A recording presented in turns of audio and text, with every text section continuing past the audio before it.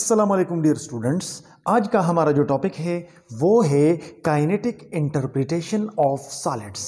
आज हम सॉलिड्स की काइनेटिक इंटरप्रिटेशन करेंगे। सॉलिड्स की काइनेटिक इंटरप्रिटेशन जब हम करते हैं या किसी भी स्टेट ऑफ मैटर की काइनेटिक इंटरप्रिटेशन जब हम करते हैं तो बेसिकली हमारे पास 3 पॉइंट्स हैं, उसको यूज करके हम इनकी काइनेटिक इंटरप्रिटेशन करते हैं। वो कौन कौन से हैं? Number 1, the intermolecular distances among the particles of solids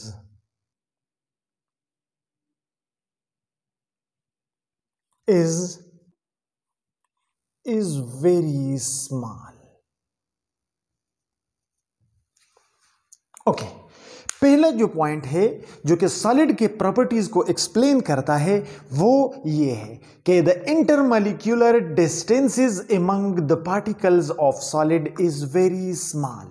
solid के जो पार्टिकल्स हैं उनके बीच का जो फासला होता है वो इंतहाई स्मॉल होता है, इंतहाई कम होता है, तकरीबन पिकोमीटर्स की हद तक कम होता है।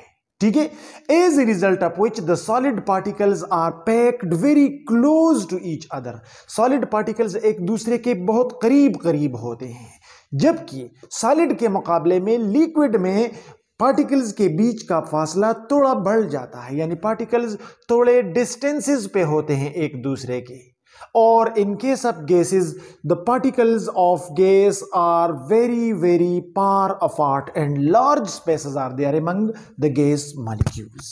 तो पहला जो पॉइंट है वो ये है। दूसरा पॉइंट ये है कि the intermolecular forces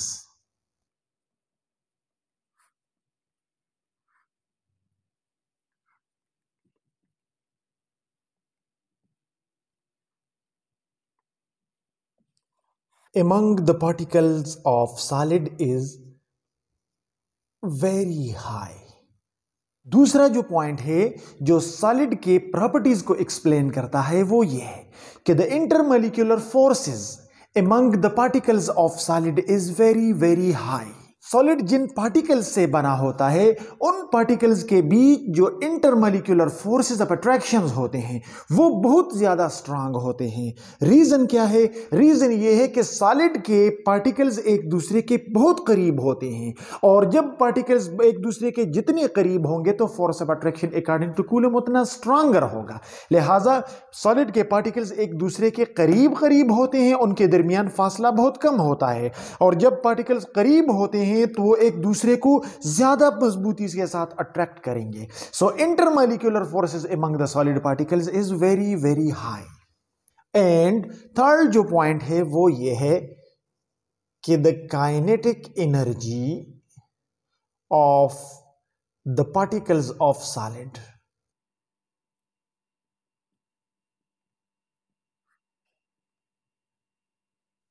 is very small. तीसरा जो पॉइंट है वो क्या है? The kinetic energy of particles of solid is very small. Solid के जो पार्टिकल्स होते हैं उनके साथ जो काइनेटिक एनर्जी होती है वो बहुत कम होती है। तो 3 पॉइंट्स हो गए। Number 1, the intermolecular distances among the particle of solid is very small. Solid के पार्टिकल्स एक दूसरे के काफी करीब है, इनके बीच का डिस्टेंस काफी कम होता है, जैसा कि इस स्ट्रक्चर में आपको नजर आ रहा है। मॉलिक्यूल्स, एटम्स या आयंस एक दूसरे के इंतहाई करीब करीब होते हैं और उनके बीच बहुत कम फासला होता है। जब एक दूसरे के करीब होंगे तो फोर्स ऑफ अट्रैक्शन, जिसको हम इंटरमॉलिक्यूलर फोर्सेस कहते हैं, among the particle of solid is very high. एक दूसरे के करीब होते हैं और उनके बीच अट्रैक्शन बहुत स्ट्रांग होता है, तो वो एक दूसरे के साथ मजबूती के साथ चिमटे हुए होते हैं। एंड थर्ड जो पॉइंट है, the kinetic energy of the particle of solid is very small. और सॉलिड के जो काइनेटिक एनर्जी है सॉलिड के पार्टिकल्स की वो बहुत कम होती है, लिहाजा सॉलिड के पार्टिकल्स एक दूसरे को छोड़ नहीं सकते, एक दूसरे से अवे जा नहीं सकते, एक दूसरे के ऊपर स्लाइड ओवर नहीं कर सकते।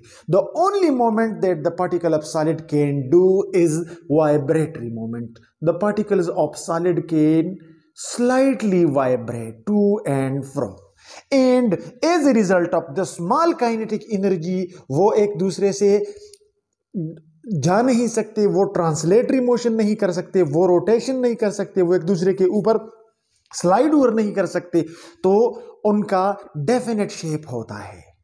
उनके बीच स्ट्रॉन्गर इंटरमॉलिक्यूलर फोर्सेस होते हैं और इसकी वजह से उनकी क्लोज पैकिंग होती है, तो उसकी वजह से उनकी मैकेनिकल स्ट्रेंथ बढ़ जाती है, उनमें जो है वो रिजिडिटी आ जाती है, उनमें सख्ती आ जाती है, उनका एक स्पेसिफिक शेप बरकरार रहता है और इंटरमॉलिक्यूलर डिस्टेंस सॉलिड के बीच बहुत कम होते हैं, लिहाजा सॉलिड के पार्टिकल्स एक दूसरे के साथ करीब करीब होते हैं, सॉलिड के पार्टिकल एक दूसरे के साथ मजबूती से चिमटे रहते होते हैं और सॉलिड के पार्टिकल्स की काइनेटिक एनर्जी कम होती है, लिहाजा उनकी इंतहाई महदूद मोमेंट होती है due to very small kinetic energy.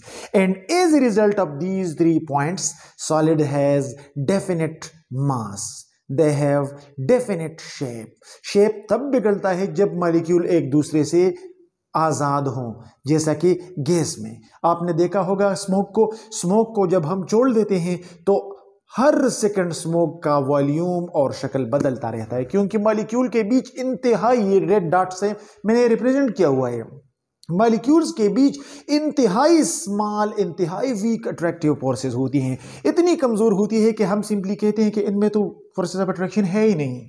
ठीक है, तो मॉलिक्यूल्स एक दूसरे से आज़ाद है, तो उनको जहां मौका मिलता है it can occupy all the available space, so इसका वॉल्यूम फिक्स नहीं होता है और it can occupy any shape in which it is present, so इसका शेप जो है वो बरकरार नहीं रहता। लिक्विड के पार्टिकल गैस के मुकाबले में एक दूसरे के थोड़े करीब आ जाते हैं और उनमें इंटरमॉलिक्यूलर फोर्सेस थोड़े से स्ट्रांगर हो जाते हैं as compare to the gas. So ये मॉलिक्यूल एक दूसरे के ऊपर स्लाइड ओवर कर सकते हैं, लेकिन due to a little bit stronger intermolecular force as compare to gas ये एक दूसरे को छोड़ नहीं सकते, एक दूसरे से एस्केप नहीं हो सकते, इसी वजह से इसका शक्ल बिगड़ता रहता है। Liquid can acquire the shape of any container in which it is pot, but इसका वॉल्यूम बरकरार रहता है और सॉलिड में मॉलिक्यूल एक दूसरे के साथ स्ट्रांगली और टाइटली पैक्ड होते हैं और उनकी काइनेटिक एनर्जी इंतहाई कम होती है, लिहाजा न वो एक दूसरे को छोड़ के जा सकते हैं न एक दूसरे के ऊपर वो स्लाइड ओवर कर सकते हैं, वो सिर्फ हल्की सी वाइब्रेटरी मोशन कर सकती है, इसीलिए सॉलिड का न शेप बदलता है न वॉल्यूम बदलता है। इस सॉलिड के अंदर सख्ती होती है, रिजिडिटी होती है, इसके अंदर मैकेनिकल स्ट्रेंथ होता है और ये जो जितनी भी प्रॉपर्टीज है सॉलिड्स की, these properties are because of these 3 points. So this was all about today's topic. If you still have any question, you can ask your question in comments. Thank you for watching this video.